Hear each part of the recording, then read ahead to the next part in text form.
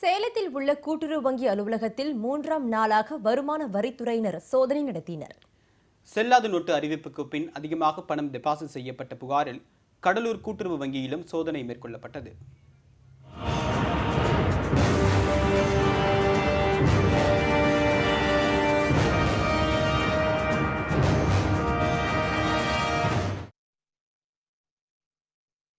சேலம் சேரி ரோட்டில் உள்ள சேலம் மாவட்ட மத்திய கூட்டுறவு வங்கி அலுவலகத்தில் 2ஆம் நாளாக நேற்று நடந்த வருமான வரித்துறை சோதனை இன்று அதிகாலை 3 மணிக்கு முடிந்தது. செல்லாத நோட்டு அறிவிப்புக்கு பின் கோடிக்கணக்கான ரூபாய் டெபாசிட் செய்யப்பட்டதாக எழுந்த புகாரில் சோதனை நடத்திய அதிகாரிகள் ஏராளமான ஆவணங்களை கைப்பற்றி விசாரணையும் மேற்கொண்டிருந்தனர். இதனிடையே மீண்டும் இன்று காலை 10 மணிக்கு வங்கிக்கு வந்த வருமான வரித்துறையினர் 7 பேர் வங்கி அதிகாரிகளிடம் விசாரணையை தொடங்கினர்.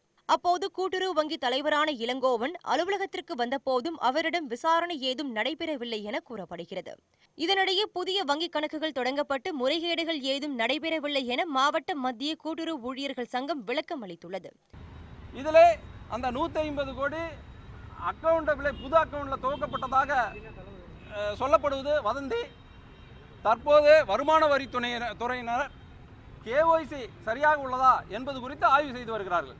இது இந்தியா முழுவதும் அனைத்து மத்திய கூட்டுறவு வங்கியிலும் இந்த நடைமுறை நடைபெற்று வருகிறது.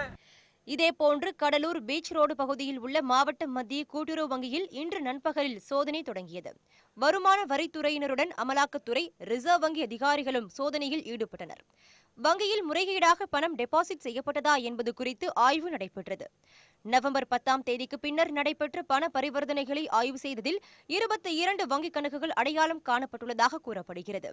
அவற்றில் தலா 2 லட்சம் ரூபாய்க்கு மேல் டெபாசிட் செய்யப்பட்டதால் வாடிக்கையாளர்களிடம் விளக்கம் கேட்க முடிவு செய்யப்பட்டுள்ளது.